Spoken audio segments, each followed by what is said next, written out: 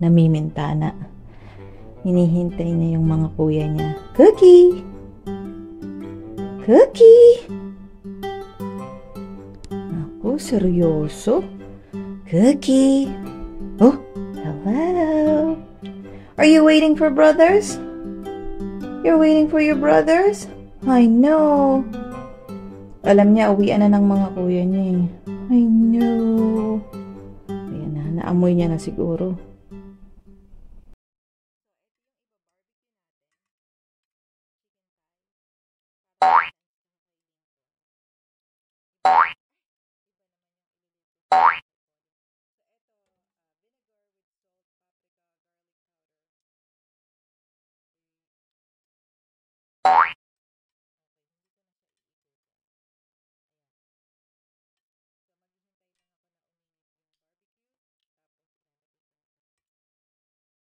Okay. Nakikita niyo ba?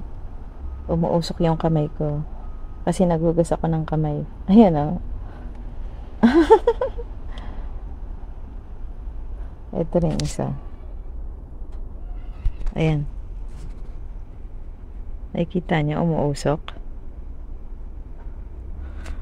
Parang wala na yatang gas. Sandwich. Wala nang gas, pero hindi ako marunong magpalit. Ito namang smoker. Hindi ko gagamitin yung smoker. So, i-pan fry na lang natin to. Tara. Ayan na ang mga kuya ni Cookie. Sobrang tuwang-tuwa si Cookie. Finally! Andito na yung mga kuya niya. Kapag nasa bahay na yung mga bata, syempre, maingay na. Pag ako nagluluto, nagtutupi ng damit, o ano man ang ginagawa ko, gusto kong umiinom ako either tsaa o mainit na tubig kasi nakaka-relax.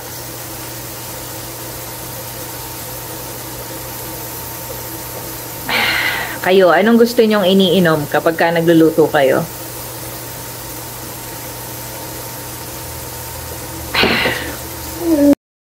Ayan, mag-umpisa na tayo magluto. Lagyan natin ng konting bacon fat yung para malasa.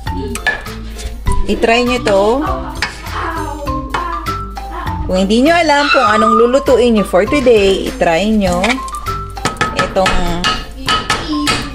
recipe na to. Ayan. Yan na. Ilagay na natin yung manok.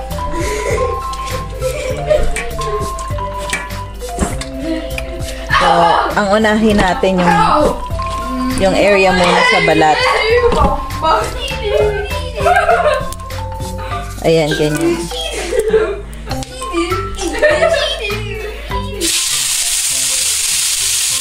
At i-on natin ang exhaust fan.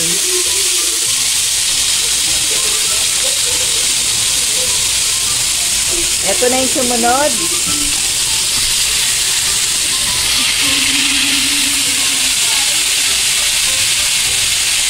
Ayan na.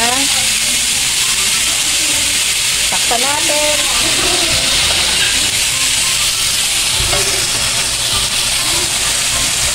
At after mga 2 minutes, i-flip natin. Kapag luto na yung kanin, gusto ko ganyan, binubuhaghag. Kayo, ginagawa nyo rin ba to? Binubuhaghag nyo yung kanin kapag luto na? Kasi feeling ko mas maganda yung texture kapag ka binubuhaghag siya. Ayan. Tignan na natin kung anong result. Ayan. Yes, Han. Can you give me a second, please? So, ayan na. I-flip na natin. Tapos, maya-maya, i-poke natin siya para siguradong lahat ng parts lutong-luto. Kasi nakikita natin, ayun, nag-bleed yung chicken.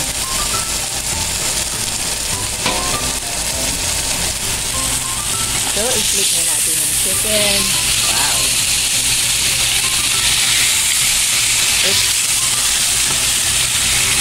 Ito parang hindi pa siya mag-ano, pero okay lang. Cover ulit natin. This time, maghintay naman tayo ng 5 minutes, pero ganyan lang, huwag masyadong malakas. Medyo baba pa ng konti sa medium, para hindi sunugin labas, luto yung loob. So, after 5 minutes, ganyan na yung itsura niya. Hiniwa-hiwa ko na yung, ayan, may mga parts ako na hiniwa-hiwa ko pa para mas luto sa loob. At takpan ulit natin. At hihinang apoy lang ulit. Ay, tignan niyo si Cookie. Ayan si Cookie. Pag nagluluto ako, ganyan si Cookie. Naamoy-amoy niya. Kaya dapat pag nagluluto ako ng kalimbawa, chicken, beef, ganyan, dapat may mag-separate ako ng walang spices. Maglalagay, habang nasa pan yung chicken, maglalagay ako ng bawang. Ng 3 bawang para malasa. Tsaka gusto ko kasi yung pag kumakain ako, minsan yung kanin ko may bawang sa gilid. Tignan nyo, ang dami kong bawang. Oh. Laban ka sa mga aswang dyan. Aaswangin pa ba kami sa dami ng aming bawang?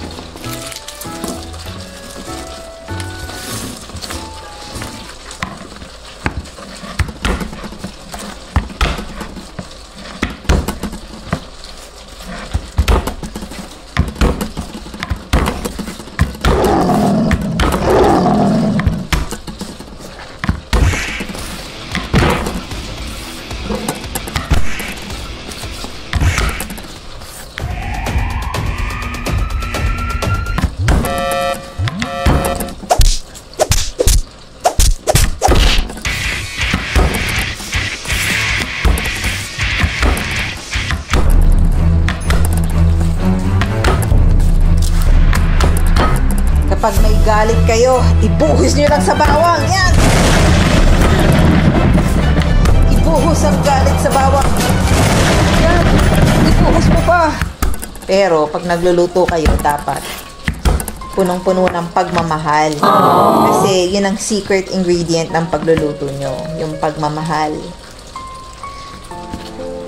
Kapag kumakain nga yung mga anak ko sinasabi nila masarap daw kasi may secret ingredient. Aww. Love. Ang secret ingredient. Diba? Matrabaho lang gawin yung bawang pero gustong gusto ko siya. Parang, basta, mas masarap yung kinakain mo pagka may bawang. Yung rice mo, lagyan mo ng bawang na ginisa.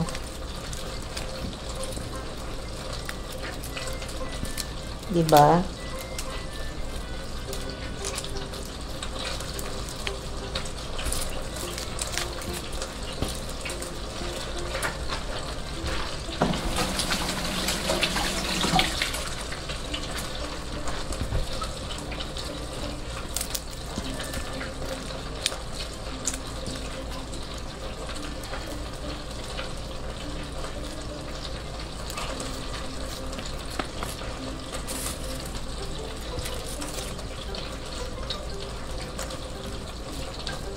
Tara, sabay na tayo. Magluto ka na. Habang naghihiwa ako ng bawang, maghiwa ka na rin ng bawang. Mag-umpisa ka na mag-isa. Mag-umpisa na tayo. Magluto ka na. Magluto na tayong dalawa. Chika mo sa akin. Kamusta ang araw mo? Kamusta panahon dyan? Kamusta kayo ng mister mo? Kamusta yung mga anak mo? Pabayaan mo lang kung makulit. Kasi lalaki din yung mga yan. Tapos matututo ng maglakwatsa. Hanggang sa minsan isang araw, mag-aasawa na sila. O lilipat na sila. Tapos kayo na lang ng asawa mo. Aww. Mabilis pa naman umandar ang panahon.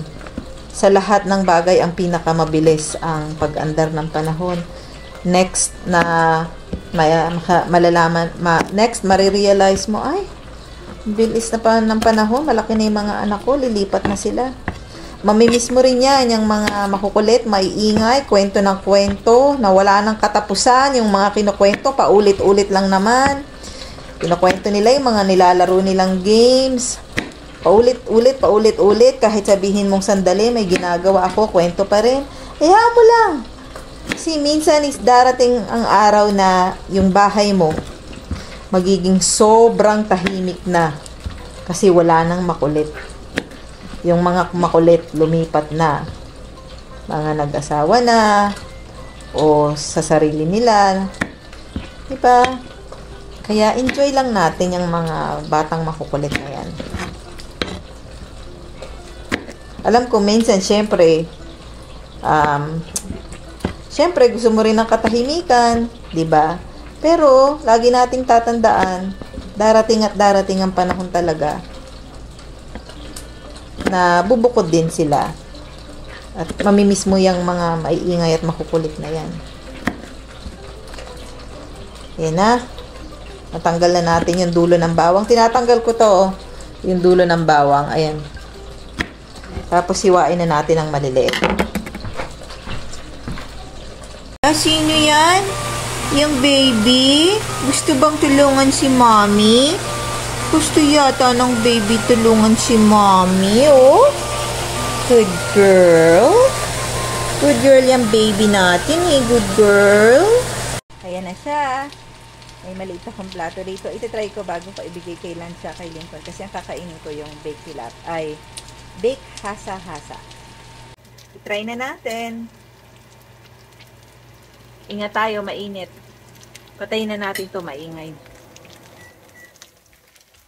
Okay. I-try na natin siya. Ingat. Huwag tayong mapasok.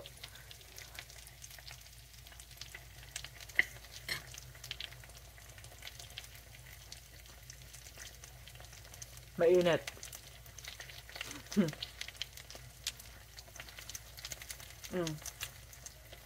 Pero gusto ko siya, masarap siya.